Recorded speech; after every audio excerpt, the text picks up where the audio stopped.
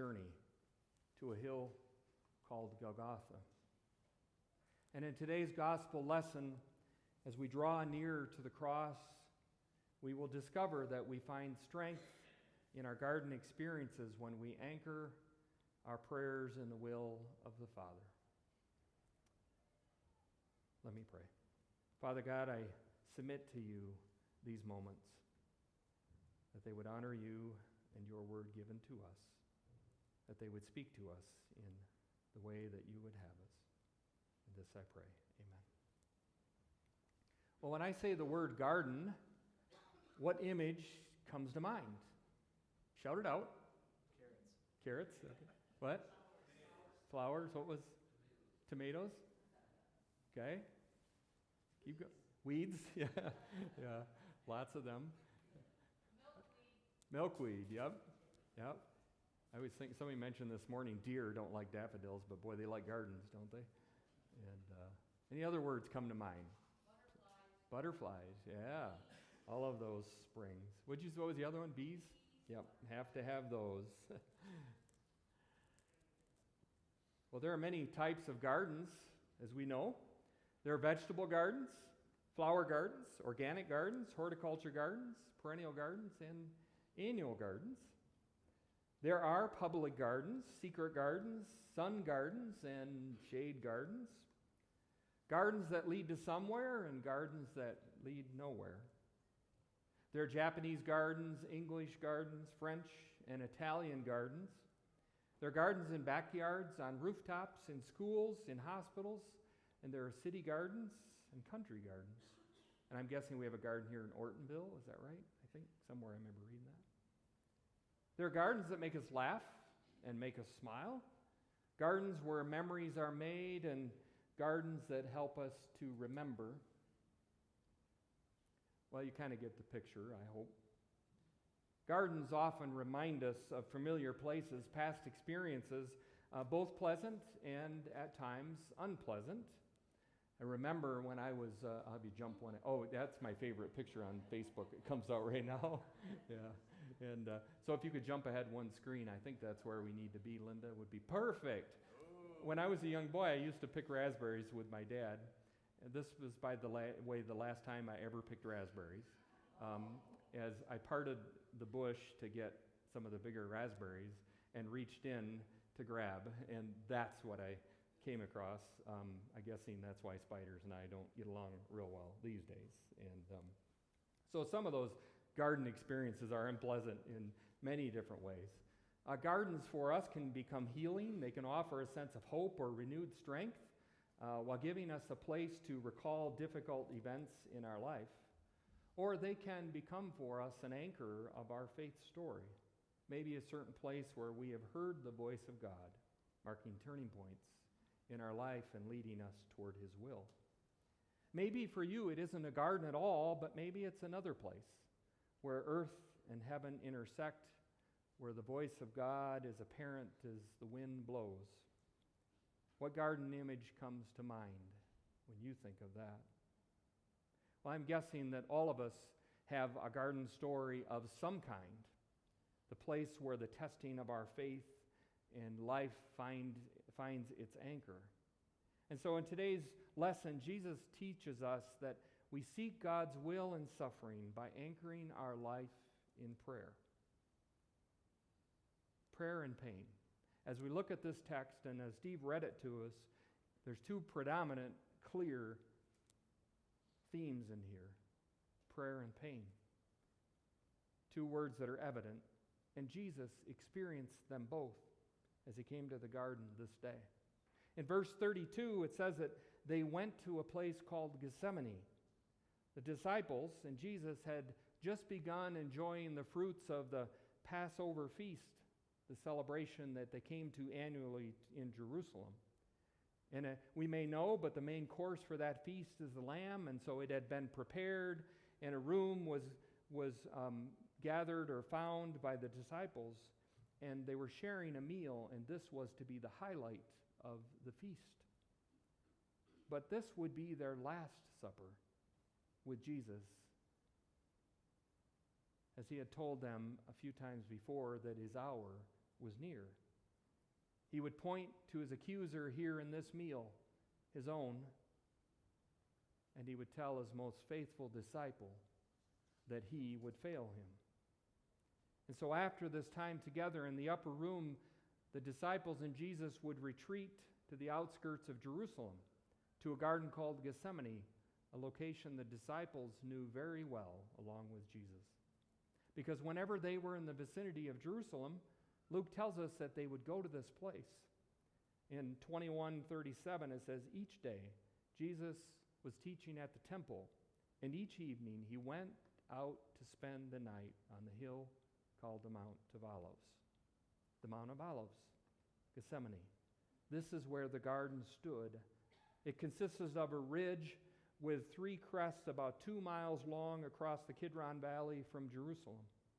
Its highest point is about 2,700 feet, and it stands over about 200 feet taller than the Temple Mount in Jerusalem. It is about 4,000 feet above the Dead Sea to the west, and so it gives it quite a dramatic view when one is to look upon it. And it would not surprise us then that Jesus found this place his go-to place.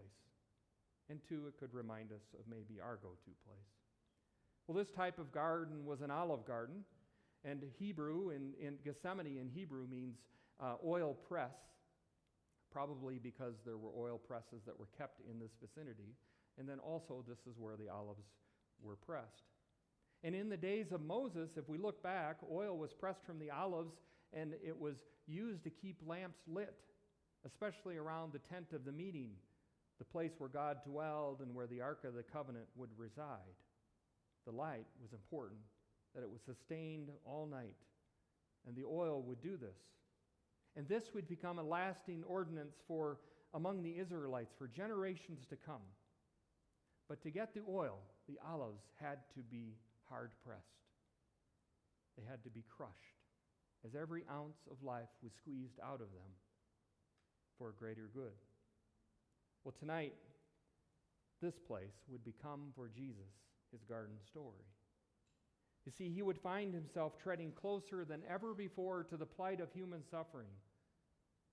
Jesus, the Son of God, would come to know our deepest pain. Prophet Isaiah, as we heard in the beginning, shares of this to come, that he was pierced for our transgressions. He was crushed and broken for our iniquities. The garden filled 3 years of memories. It had become a sanctuary, a place of prayer, where Jesus would even express his deepest struggles as he did this night. I heard the story of it was a beautiful day, and a family had anchored their boat in a cove on Catalina Island off of California, when the strong Santa Ana winds started to blow. And they realized that they were in a precarious position. The winds were coming from the mainland, and there was no safe harbor on the mainland facing that side of Catalina.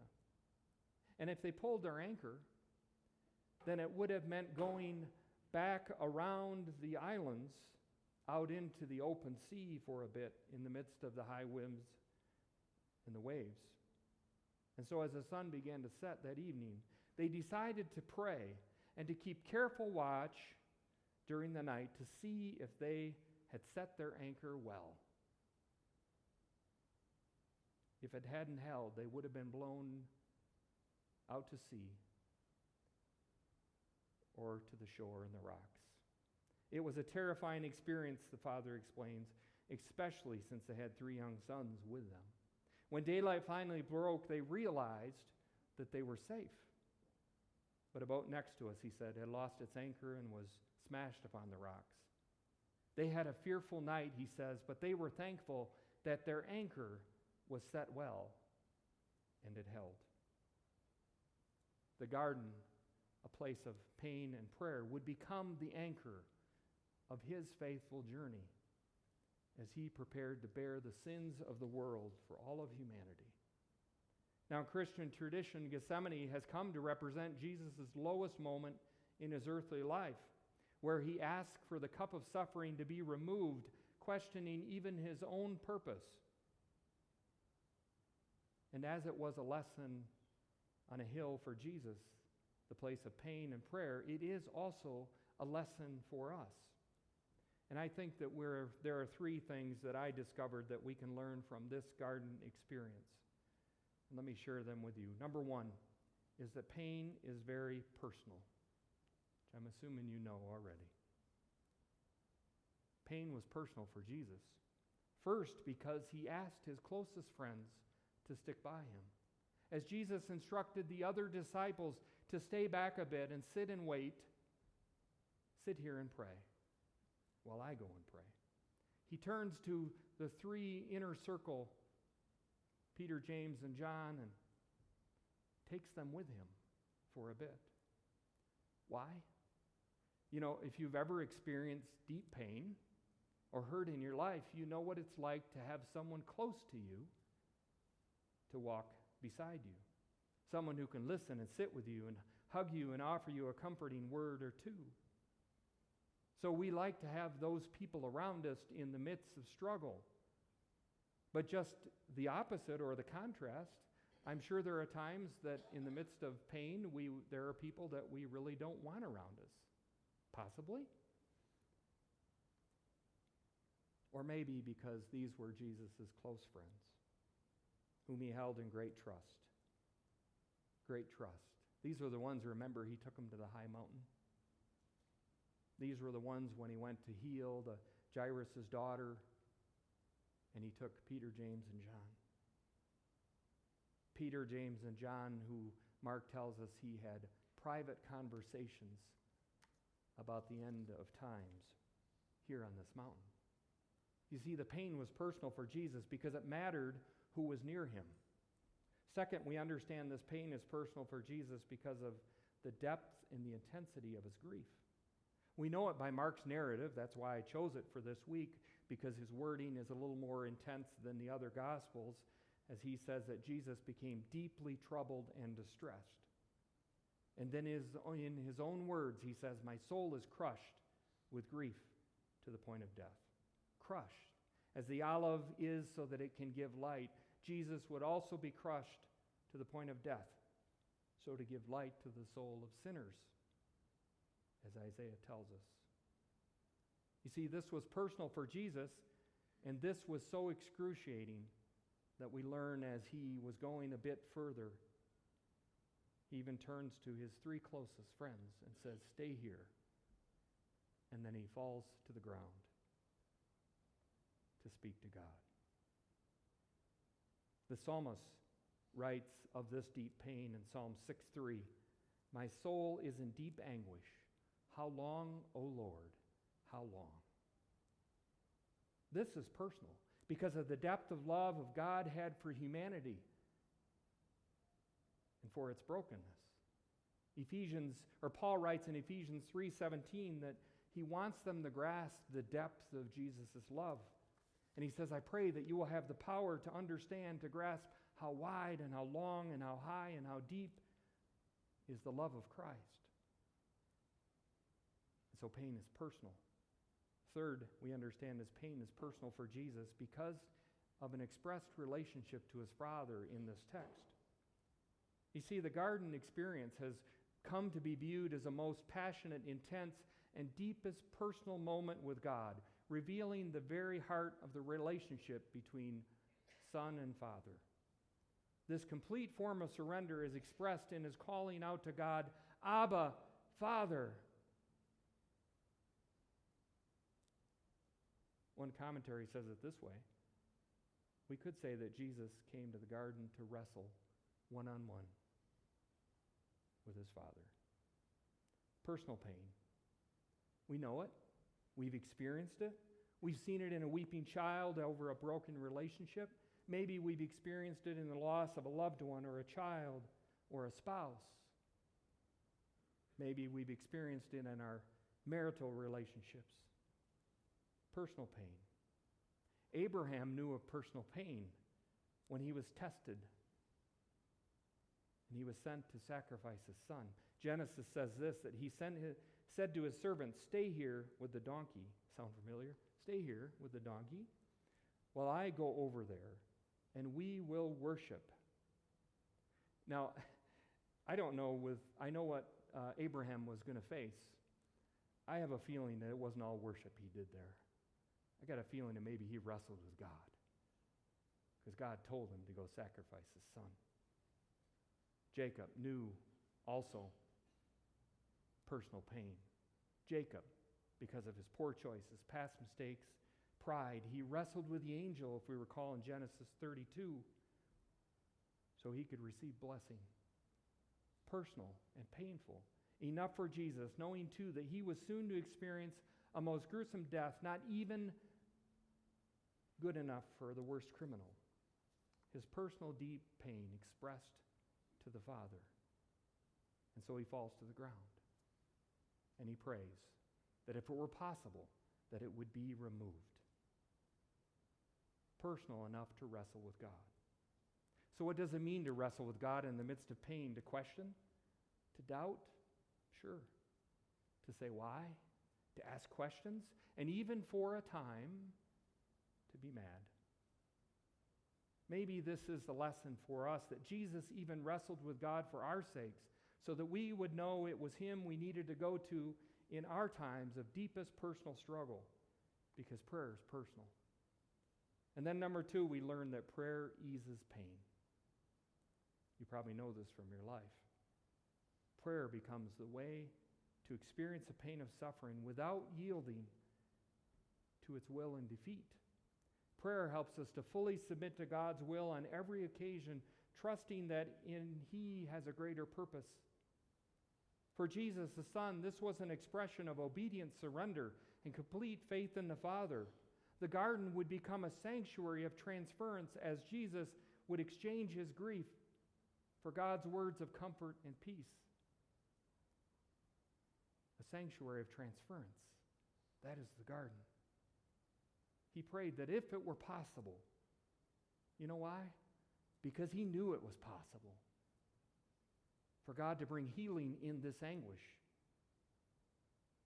In verse 36, he says, Abba, Father, everything is possible for you. So for Jesus, we can say that prayer eased his pain by submitting to God's will. Why?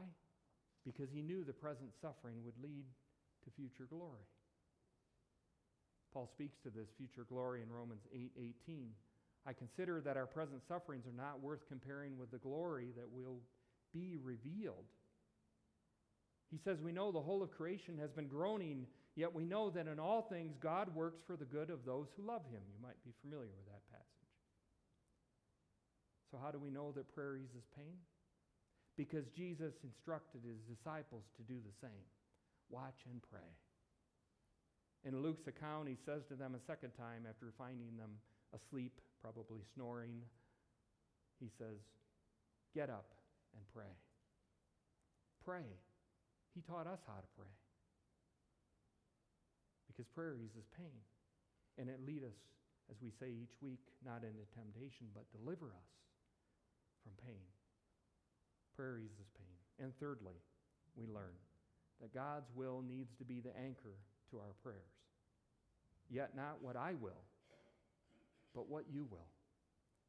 Probably Jesus' most powerful statement, showing Peter, James, and John his complete submission to the will of God, a faithful trust in the one who sent him. And this is how I believe he found his way to Mount Calvary, because God's will was the anchor of his prayer. Not my will, but yours. We sing about it. You know the song, I surrender all, I surrender all to Jesus we know those words. Or trust and obey, for there's no right. But what if we faithfully prayed it and lived it and completely surrendered our lives to God's will because we trust him? Reminded me of a story of many years ago. We had steps going up in our house, and they were a lot taller than this, but my daughter would like to, go up a couple steps, and she would go up a couple, and then I would stand here with my arms wide open, and she would jump into my arms. If you're a parent, a dad, maybe you've done that, or a mom.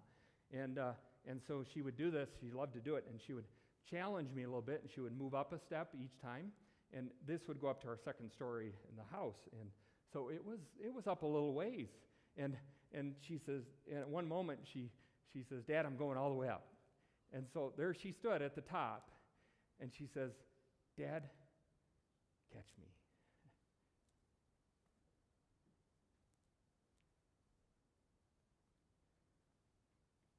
And I waited, hesitantly.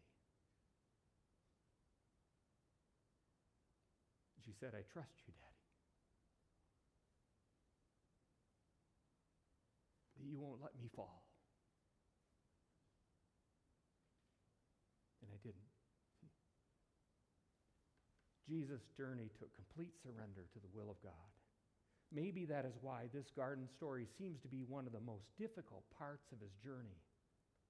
Yet it was also preparing him for one of the greatest moments in the world.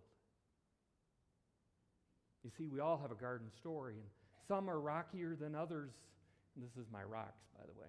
If you haven't never been to Stonehenge, that's what that is. But some are rockier than others. But sometimes they bring us joy and laughter, and other times there is much pain. And it brings us to the knees of our Father, because pain is personal. And there are times we need to wrestle with God, but we know that prayer eases pain. So we ask for God's healing, and we should. We ask for his recovery. We ask for his mercy. But what if we changed our prayers and prayed like Jesus, and God's will became the anchor of each prayer? What if we found ourselves safe and secure because we faithfully trusted in God's will for our lives? God's will for you and me, that Jesus experienced his painful garden. Why? Despised and rejected by mankind, he became a man of suffering and familiar with pain, Isaiah tells us. And he prayed that God's will would be done. Jesus knows our pain, because pain for Jesus was personal, and because he knows that prayer eases pain. So our Lenten challenge for this week or this season is to find ourselves more intensely anchored in our prayers to God. And maybe we close each prayer with not my will, but yours.